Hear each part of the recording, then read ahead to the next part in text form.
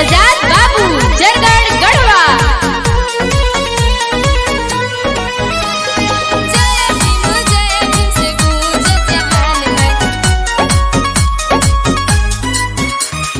बाबा साहब जी के चला जयंती मनावे, भीम जी के सब आगे मिशन बढ़ावे, मिशन बढ़ावे।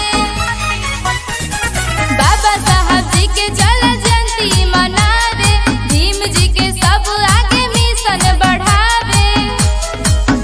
सब कहते भीम जी महान है, जय भीम से गूंज जहान है। सुंदर संविधान मोरा देशवा के शान है, जय भीम से गूंज जहान है। सुंदर संविधान मोरा देशवा के शान है।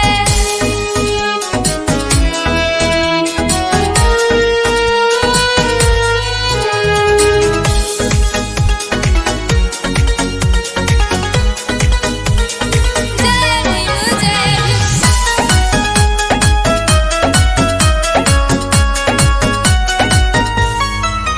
लड़ले हक के लड़ाई है ऐसन मरद, दिया जाति खातिर बाबा सहले के तना दर्द।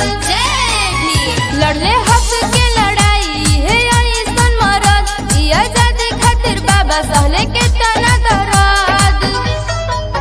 भीम के चलते नारी पावत सम्मान है,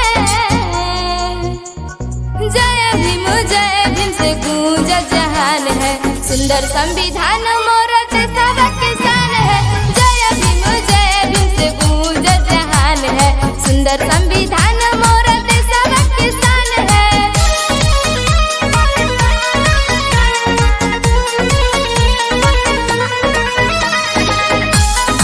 जय भीम। तू ही मोर भगवान कैला बड़े एहसान, कैला देशवा में नाम लिखला सुंदर संविधान।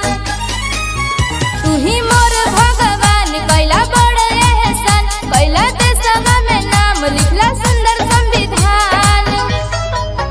रेखा चांदनी चमक के है जान है,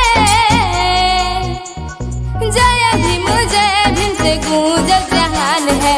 सुंदर संविधान मोर